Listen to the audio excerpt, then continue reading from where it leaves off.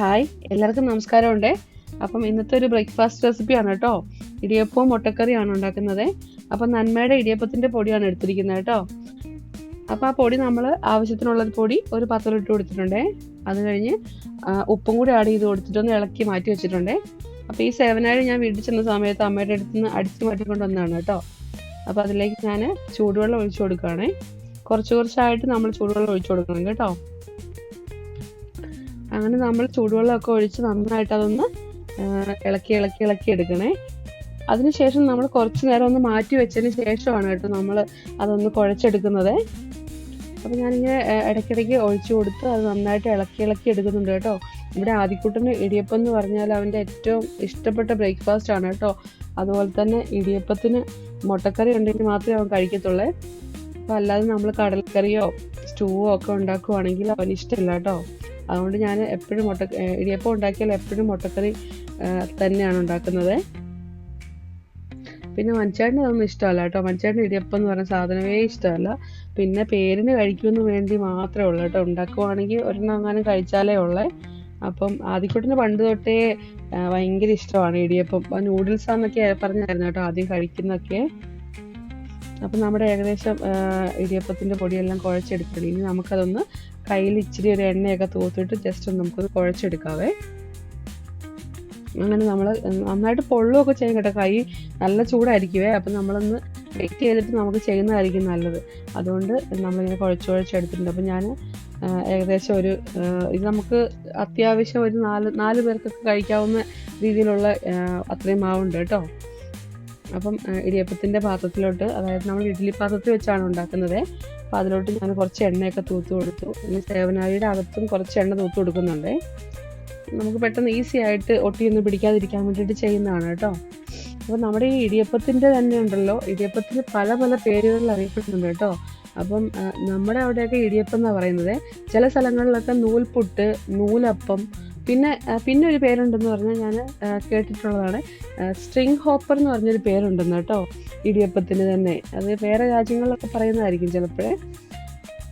അപ്പം നമ്മൾ ഇടിയപ്പം ഉണ്ടാക്കാനായിട്ട് അതിൻ്റെ ഇഡ്ഡലി പാത്രത്തിൻ്റെ തട്ടിലോട്ട് നമ്മൾ തേങ്ങ ഇട്ട് കൊടുക്കുകയാണ്. അപ്പം ചിലരൊക്കെ ഇടിയപ്പത്തിൻ്റെ മുകളിലാണ് കേട്ടോ തേങ്ങ ഇട്ട് കൊടുക്കുന്നത്. അപ്പോൾ ഞാൻ ഇതിൻ്റെ താഴെയാണ് ഇട്ട് കൊടുക്കുന്നത് കേട്ടോ. അപ്പം നമ്മളിങ്ങനെ ചുറ്റിച്ചെടുക്കുകയാണ് ചെയ്യുന്നത്.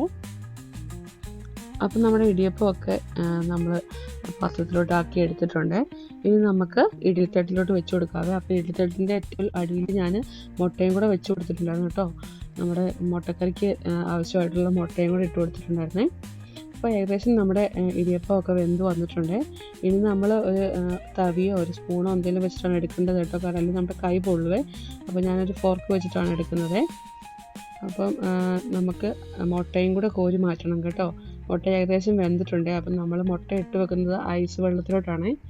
അപ്പം നമുക്ക് പെട്ടെന്ന് ഈസി ആയിട്ട് അതിൻ്റെ തോട് ഇളകി വരാൻ വേണ്ടിയിട്ടാണ് അങ്ങനെ ചെയ്യുന്നത് കേട്ടോ.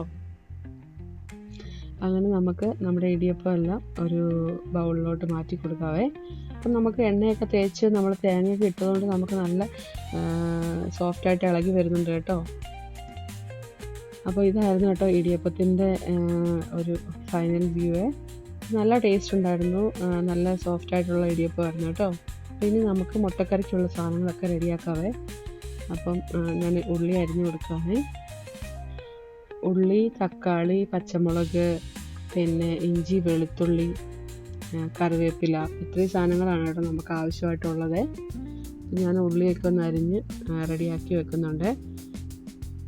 അപ്പോൾ ഞാൻ തേങ്ങ അരച്ചിട്ടുള്ളൊരു മുട്ടക്കറിയാണ് ഇന്ന് വെക്കുന്നത് കേട്ടോ. അപ്പോൾ തേങ്ങ അരയ്ക്കുന്നതിന് മുന്നായിട്ട് നമ്മൾ കുറച്ച് ഉള്ളിയും തക്കാളിയും പച്ചമുളകും എല്ലാം കൂടെ ഒന്ന് വഴറ്റിയിട്ട് അതിൽ നിന്ന് കുറച്ചെടുത്തിട്ട് അതും കൂടെ നമ്മൾ ചേർക്കുന്നുണ്ട്. അതുപോലെ തന്നെ നമ്മൾ ഈ മുട്ടക്കറിക്ക് തേങ്ങ അരയ്ക്കുന്നതിൻ്റെ കൂട്ടത്തിൽ കാഷ്യൂനട്ടില്ലേ, ഒരു 3-4 പീസ് കാഷ്യൂനട്ട് കുറച്ച് ചൂടുവെള്ളത്തിലിട്ട് വെച്ചിട്ട് അതും കൂടെ നമ്മൾ ഇതിൻ്റെ കൂട്ടത്തിൽ അരയ്ക്കുന്നുണ്ട് കേട്ടോ. അത് നമുക്ക് കൊഴുപ്പ് കിട്ടാനും ഒരു ടേസ്റ്റ് കിട്ടാനൊക്കെ വേണ്ടിയിട്ടാണ്. ഇനി നമ്മൾ ഒരു പാൻ അടുപ്പത്ത് വെച്ചിട്ട് എണ്ണ ഒഴിച്ചു കൊടുത്തിട്ടുണ്ട്. അതിലേക്ക് ഇഞ്ചിയും വെളുത്തുള്ളിയും ആഡ് ചെയ്തിട്ടുണ്ട്. ഇനി നമുക്കതൊന്ന് വഴറ്റിയെടുക്കാവേ. അപ്പം നമ്മൾ ഇപ്പോൾ കടുകൊന്നും ചേർത്തിട്ടില്ല കേട്ടോ. ലാസ്റ്റാണ് നമ്മൾ കടുക് പൊട്ടിക്കുന്നത്. അപ്പം അതിലേക്ക് തന്നെ നമ്മളിനി പച്ചമുളകും സവോളയും പിന്നെ കറിവേപ്പിലയും തക്കാളിയും എല്ലാം ആഡ് ചെയ്ത് കൊടുക്കുന്നത് കേട്ടോ. എന്നിട്ട് ശരിക്കും ഒന്ന് വഴറ്റിയെടുക്കണേ. അപ്പോൾ ഇത് നമ്മൾ വഴറ്റിയെടുത്തതിന് ശേഷം ഇതിനകത്ത് നിന്ന് കുറച്ച് എടുത്തിട്ട് നമ്മൾ വഴറ്റി വന്നതിന് ശേഷം കുറച്ച് ഉപ്പൊക്കെ ഇട്ട് നമുക്കൊന്ന് വഴറ്റിയെടുക്കാവേ. അപ്പോൾ ഇത് നന്നായിട്ടൊന്ന് വഴറ്റി വന്നതിന് ശേഷം നമ്മൾ അതിനകത്ത് നിന്ന് കുറച്ച് ആ തക്കാളിയുടെ ആ പോർഷനകത്ത് നിന്നൊക്കെ കുറച്ച് എടുത്തിട്ട് നമ്മൾ ഒന്ന് അരച്ച് കൊടുക്കും കേട്ടോ.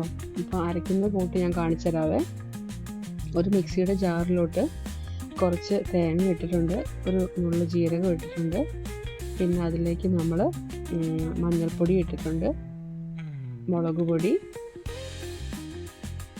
ഇനി അതിലേക്ക് നമ്മൾ കുറച്ച് വഴറ്റി എടുത്തിട്ടുള്ള തക്കാളിയും ഉള്ളിയും പച്ചമുളകും ഒക്കെ ഉള്ള കുറച്ച് അതിനകത്ത് നിന്ന് ഒരു ഇച്ചിരി എടുത്താൽ മതിയെ.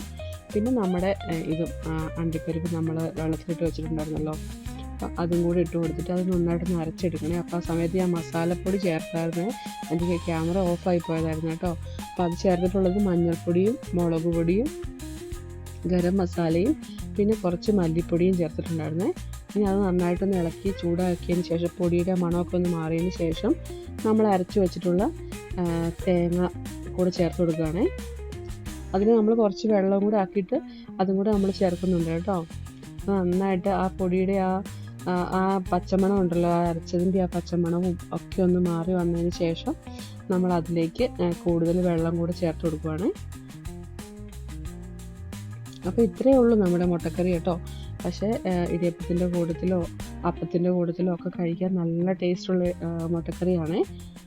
ഗരം മസാലയുടെ ടേസ്റ്റും പിന്നെ നമ്മൾ മുട്ടയൊക്കെ ഇട്ട് കൊടുത്തതിന് ശേഷം നമ്മൾ കുറച്ച് കുരുമുളക് പൊടിയൊക്കെ ഇട്ട് കഴിയുമ്പോഴേക്കും മുട്ടക്കറിയുടെ ടേസ്റ്റൊക്കെ അടിപൊളിയാണ് കേട്ടോ. അപ്പോൾ നിങ്ങൾ ഇങ്ങനെയാണ് മുട്ടക്കറി വെക്കുന്നതെങ്കിൽ ഇങ്ങനെയല്ല വെക്കുന്നതെങ്കിലും എന്നോട് പറയണേ. അപ്പം ഞാൻ ഇച്ചിരി ഉപ്പ് ആദ്യമേ കുറച്ച് ഇട്ടിട്ടുണ്ടായിരുന്നു കേട്ടോ. അപ്പോൾ കുറച്ച് ഉപ്പ് കൂടെ ആഡ് ചെയ്ത് കൊടുത്തു, മുട്ട ഇട്ട് കൊടുത്തിട്ടുണ്ട്. അപ്പോൾ ഇതായിരുന്നു എൻ്റെ ലാസ്റ്റ് മുട്ടയുടെ ഒരു ഫൈനൽ ലുക്ക് കേട്ടോ. അപ്പോൾ ഇനി ഞാൻ കുരുമുളക് പൊടിയും കൂടി ഇട്ട് കൊടുത്തിട്ട് എൻ്റെ മുട്ടക്കറി ഏകദേശം റെഡി ആയിട്ടുണ്ട്.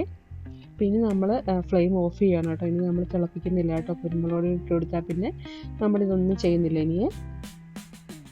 അപ്പം റെസിപ്പിയൊക്കെ ഇഷ്ടപ്പെടുവാണെങ്കിൽ എല്ലാവരും ലൈക്കും കമൻറ്റും ഷെയറും ഒക്കെ ചെയ്യണേ. Thank you so much for watching. Bye.